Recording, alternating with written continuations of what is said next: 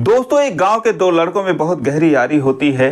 दोनों बचपन के मित्र थे, लेकिन जब बड़े होते हैं तो एक मुंबई में काम करने लगता है और एक गांव के ही चौराहे पर फल की दुकान चलाने लगता है। फल वाले की शादी होती है। उसका मुंबई वाला दोस्त उसे 2 लाख रुपए उधार भी देता है। 1 महीने पहले से वो शादी में शामिल होने के लिए आ जाता है। दोस्तों, धूमधाम से शादी होती है। सब कुछ ठीक ठाक चल रहा था, लेकिन ऊपर वाले को कुछ और ही मंजूर था। 6 महीने के बाद फल वाले की एक सड़क दुर्घटना में मौत हो जाती है। उसकी मौत से पूरे गांव में मातम छा जाता है। सब यही कहते हैं कि आज इस दुनिया से एक दोस्त चला गया। दोस्तों, जब 3 दिन बाद उसका दोस्त मुंबई से आता है तो वो तड़प तड़प कर अपने दोस्त के लिए रोने लगता है। उसको देखकर वहाँ पर मौजूद सैकड़ों लोग फिर से रोने लगते हैं। वो इस हद तक रोता है कि इसके दोस्त की पत्नी और माँ उसे चुप कराते हैं और कहते हैं कि ये दुख हम सबको एक साथ झेलना पड़ेगा। दोस्तों, एक बहुत ही भावुक कर देने वाली कहानी है।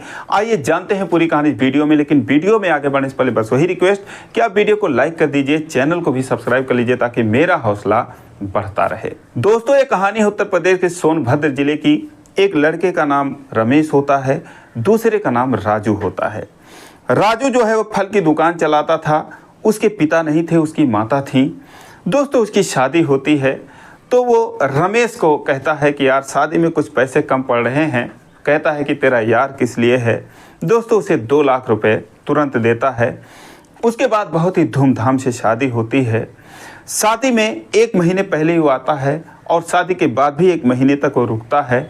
उसके बाद वो मुंबई चला जाता है। दोस्तों, सब कुछ ठीक ठाक चल रहा था। राजू की पत्नी बहुत ही खूबसूरत थी, उसका नाम शकुंतला होता है। लेकिन जैसे ही 6 महीने बीतते हैं, एक दिन वो फल लेने के लिए मंडी गया हुआ था और लौटते वक्त उसकी सड़क दुर्घटना में मौत हो जाती है। अब उसकी मौत से पूरे गांव में मातम छा जाता है। दोस्तों, 3 दिन बाद रमेश भी आके उसके घर पे पहुंचता है और जब वो घर पे आता है तो एक बार फिर सैकड़ों लोगों की भीड़ ये देखने के लिए लग जाती है कि रमेश का क्या हाल होगा, वो उसके दिल पर क्या गुजरेगी। दोस्तों, जैसे ही वो उसके द्वार पर आता है, गस खाकर वो गिर पड़ता है, तड़प तड़प कर रोने लगता है, बिलाप करने लगता है। कहता है कि राजू, तू मुझे छोड़कर क्यों चला गया, मुझे भी साथ में ले गया होता। दोस्तों, उसको देखने के लिए ही सैकड़ों लोग आए थे, वो लोग भी रोने लगते हैं। राजू की माँ आती है, उसे अपने सीने से लगाती है, कहती है बेटा चुप हो जाओ। अब ईश्वर ने जो हमको दंड दिया है उसको हम सबको भुगतना ही पड़ेगा। घंटों वहीं बैठकर रोता है, लेकिन रोने से तो कोई आ नहीं जाएगा। और धीरे धीरे समय बीतता जाता है। 1 महीने में सब लोग अपने अपने काम में लग जाते हैं, लेकिन जो रमेश था, जो शकुंतला थी, शकुंतला की सास थी, इन तीनों का गम छोड़ने का नाम ही नहीं ले रहा था। हालांकि रमेश के घर में उसके माता पिता थे, उसके भाई बहन थे, उसका लंबा परिवार था। तो एक दिन जो शकुंतला की सास थी वो रमेश से कहती हैं कि बेटा, जो फल की दुकान थी वो अच्छी खासी चल रही थी, तो क्यों ना तुम ही दुकान को चलाओ। अब दोस्तों, रमेश के मन में ये बात बैठ जाती है। वो दोस्तों दुकान चलाने लगता है। दुकान जैसे राजू चलाता था वैसे ये चलाने लगता है। सारे लोग जानते थे, सबकी सहानुभूति उनके साथ रहती है। दोस्तों, उसकी दुकान और अच्छे से चलने लगती है। अब जो उसके घर वाले थे, रमेश के घर वाले, वो कहते हैं कि बेटा देखो, तुम्हें वो भी परिवार देखना है और हम लोग तो हैं ही, हम लोगों को तो कोई कष्ट है नहीं, तो हम लोगों की तरफ से कोई दिक्कत नहीं है। तुम दुकान चला रहे हो, उनको भी खर्चा वर्चा देते रहना, क्योंकि अब उनका भी तो इस दुनिया में कोई है नहीं। दोस्तों, वो रोज़ सुबह शाम वहाँ पर जाता था, शकुंतला की सास से मिलता था, शकुंतला से मिलता था।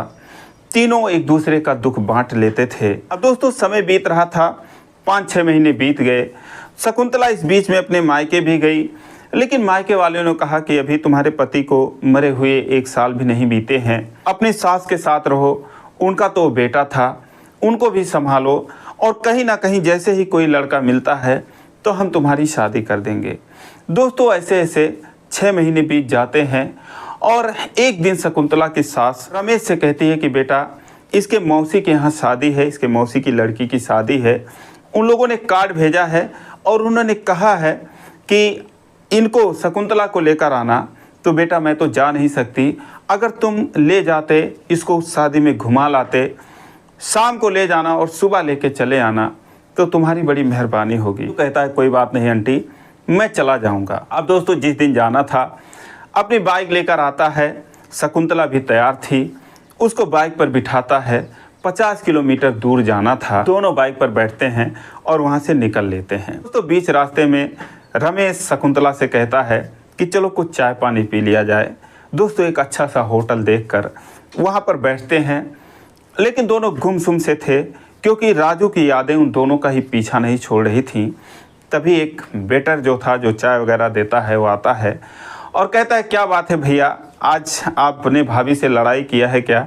मजाक करता है कि आप दोनों लोग इस तरीके से उदास बैठे हो। अब दोस्तों जब रमेश सुनता है तो थोड़ा सा मुस्कुरा देता है, शकुंतला की तरफ देखता है तो शकुंतला भी उसको देख रही थी। अब दोनों ने चाय नाश्ता किया और वहाँ से फिर वो निकल गए रिश्तेदार के यहाँ। जब वो अपने मौसी के यहाँ पहुँचती है तो सारी लड़कियाँ आती हैं, उसको तो हाथों हाथ लेती हैं, उसको घर में लेके चली जाती हैं। रमेश जो है वो बाहर रिश्तेदारों में बैठ जाता है। 1 घंटे बाद जब शकुंतला को याद आता है, पूछती है कि उनको किसी ने पानी दिया कि नहीं। पता चला कि हम तो भूल ही गए। दोस्तों पानी भिजवाती है। अब दोस्तों चहल पहल बढ़ जाती है। शादी उसी दिन थी। जैसे जैसे समय बीतता जाता है, रात को 8 बज गए, शकुंतला उसको दिखाई देती है। तो उसने वही कपड़ा पहन रखा था जो घर से पहन कर आई थी, और सारी लड़कियां, सारी औरतें एक से एक कपड़े पहनकर वो तैयार हो रही थी उस शादी में। तो रमेश उससे कहता है कि तुमने कुछ नहीं पहना, तुमने तो यही पहन रखा था जो पहन कर आई हो। तो कहती है कि क्या पहनूं, कुछ समझ में नहीं आ रहा है, साड़ी तो मैं 2 लाई हूँ। तो रमेश कहता है कि नहीं बदल लो, अब इतने सारे लोग इस तरीके से दिख रहे हैं तो तुम भी पहन लो कुछ अच्छा सा। दोस्तों एक साड़ी पहन कर आती है और उसके बाद मौका निकाल कर वो रमेश के पास आती है, कहती है कि ये सही लग रही है। तो रमेश कहता है कि हाँ बहुत अच्छी लग रही है। उसके बाद शकुंतला कहती है कि आप एक काम कर दोगे, मैं कोई गिफ्ट नहीं लाई तो अभी मार्केट खुला होगा, आप मेरे लिए एक गिफ्ट कोई पैक करवा कर ले आओ। उसे 200 रुपया देने लगती है। तो कहता है कि आप अपने पैसे तुम अपने पास रखो, मैं अभी लेकर आता हूँ। दोस्तों हो जाता है मार्केट में, 500 रुपये का एक बढ़िया सा गिफ्ट पैक करा कर लाता है, उसको देता है। तो कहती है कि ये तो बहुत बड़ा है, कितने का है? तो बोलता कोई बात नहीं, जो भी दो अच्छा दो। दोस्तों गिफ्ट लेकर जाती है, अंदर रख देती है। रात के 9-10 बज जाते हैं, बारात आती है, सारे लोग बिजी हो जाते हैं, दूल्हा दुल्हन का जयमाल होता है, सारे लोग आशीर्वाद देने के लिए पीछे जाते हैं। रमेश भी एक जगह खड़ा होकर ये सब देख रहा था। तभी शकुंतला उसके पास आती है और लड़कियां भी थी उसके पास। तो कहती हैं कि जीजू आप नहीं चलोगे क्या स्टेज के पीछे फ़ोटो खिंचवाने? तो कहता है कि मैं किस लिए जाऊं, जो खास लोग हैं वही जाएं तो अच्छा रहेगा। तो शकुंतला कहती है कि चलो ना हम लोगों के साथ, आप भी चलो। दोस्तों उसका हाथ पकड़ लेती है, कहती चलो आप भी चलो। फिर ये सारे लोग जाते हैं स्टेज के पीछे। जब वहाँ पर खड़े होते हैं तो जो कैमरामैन होता है वो कहता है कि भाभी जी आप इनके भाई साहब के बगल में खड़ी हो, आप दूर क्यों खड़ी हो? अब सारी लड़कियां जो हैं वो भी उन दोनों के बीच में खड़ा कर देती है। उसके बाद फिर एक अच्छा सा फ़ोटो खींचा जाता है। फिर वो लोग उतर आते हैं स्टेज से। फिर 1 घंटे के लिए शकुंतला जो है वो इधर उधर सारी सहेलियों के साथ, अपनी मौसी की लड़कियों के साथ इधर उधर अपने काम में लग जाती है। 1 घंटे बाद आती है और रमेश से कहती है कि आपने खाना खाया क्या? रमेश कहता है कि नहीं अभी तो नहीं खाया, तुमने खा लिया? तो उसने बोला कहाँ खाई, चलो कुछ खा लो। दोस्तों फिर वो लोग जाते हैं, एक कुर्सी पर उसको बिठा देता है, सामने मेज़ लगी थी। जाता है रमेश, 2 थाली खाना लेकर आता है। तभी और लड़कियां आ जाती हैं, कहती हैं ओहो जीजू आप अकेले खा रहे हो, हम लोगों को याद नहीं किए। दोस्तों वो भी अपना अपना खाना लेकर आती हैं, वहीं पर खाने लगती हैं। रमेश शकुंतला से कहता है कि तुम्हें यहाँ पर अच्छा लग रहा है? शकुंतला कहती है कि हाँ आप हैं तो अच्छा लग रहा है, आप नहीं होते तो शायद इतना अच्छा नहीं लगता। दोस्तों दोनों खाना खाते हैं, उसके बाद फिर वो घर में चली जाती है। जयमाल का काम ख़त्म होता है। घर में मंडप में शादी हो रही थी। तभी शकुंतला आती है, कहती है कि शादी देखेंगे आप? तो कहता है कि क्या करूं, अब कहीं सोने का तो जगह मिल नहीं रहा है, इतनी गर्मी है, तो अगर शादी ही देखने का मौका मिले तो देख लूँगा। उसको ले जाती है अंदर, एक चेयर लगाती है और कहती है आप यहाँ पर बैठिए। बहुत सारे लोग वहाँ पर थे, अमूमन सारी लड़कियाँ ही होती हैं, औरतें ही होती हैं। जब मंडप में शादी होती है वो वहाँ पर बैठा देती है और ख़ुद उसके बगल में एक बेना लेकर बैठती है। उसको पंखा करती है, हवा झलने लगती है। दोस्तों उसके बाद वहाँ पर शादी होते हुए दोनों देखते हैं। शादी होते होते सुबह हो जाती है और उसके बाद फिर उसका वो एक बिस्तर लगवाती है अपने मौसी से कह के। दोस्तों वहाँ पर सो जाता है। सुबह 10 बजे उठता है। अब इधर सारे लोग प्लान बना चुके थे कि इनको और आज यहाँ पर रोक लो। दोस्तों वो नहा धो के जब शकुंतला सुबह तैयार हुई, दूसरे कपड़े बदल ली, तब आकर उसको जगाती है कि अरे आप उठिए, 10 बज गए। वो उठता है तो कहता है कि अरे हाँ इतना टाइम हो गया, घर भी चलना है।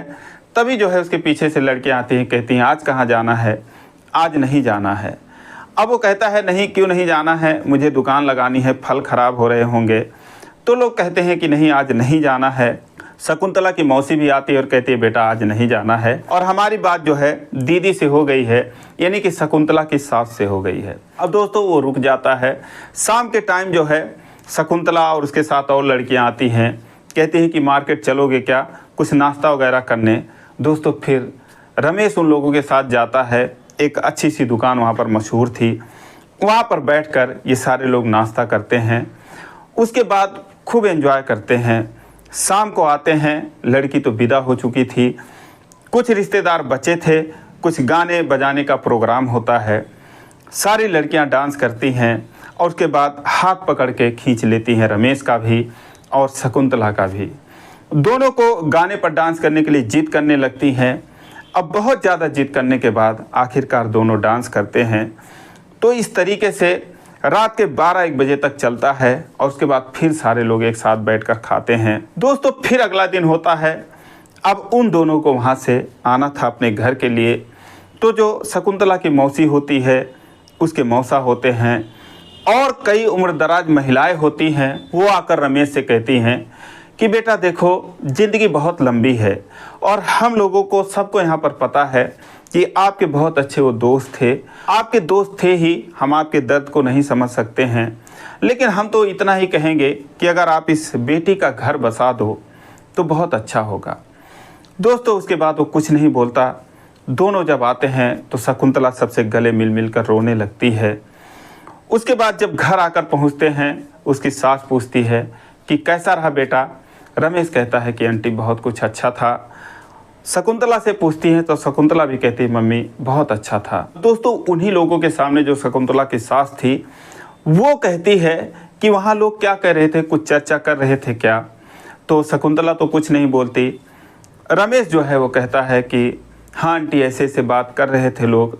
तो कहती है कि बेटा हम भी यही चाहते हैं कि तुम जो है शकुंतला को सहारा दे दो, तुम दोनों एक दूसरे का सहारा बनो। बहुत अच्छी लड़की है, बहुत अच्छी ये बहू है, इस घर से ना जाए तो बहुत अच्छा है। अब दोस्तों रमेश और शकुंतला को एक दूसरे का साथ बहुत अच्छा लगा था, लेकिन बाद में पता चला कि ये रमेश के भी घर वालों की रजामंदी थी, शकुंतला के सास की भी ये सोची समझी वो थी। और वहाँ पर जो उसके मौसी के घर शकुंतला गई थी, वो ये सारे लोग मिलकर ये प्लान बनाए थे कि इन दोनों को शादी में भेजा जाए और वहाँ पर एक दिन के बजाय इनको 2 दिन रोका जाए, इन दोनों को एक दूसरे के दिल में जगह बनाने का मौका दिया जाए। अब दोस्तों जो सारे लोग सोच रहे थे, शायद ऊपर वाला भी यही सोच रहा था। अंत में रमेश और शकुंतला एक दूसरे को अपने दिल में बसाते हैं। 2021 में राजीव और शकुंतला की शादी हुई थी। 2024 में एक बार फिर शकुंतला की रमेश से शादी होती है। तो दोस्तों एक भावुक कर देने वाली कहानी थी। आप लोगों को कैसी लगी कमेंट करके ज़रूर बताएं और ज़रा भी अच्छी लगी हो तो चैनल को सब्सक्राइब करें। फिर मिलेंगे अगले वीडियो में, तब तक के लिए जय हिंद।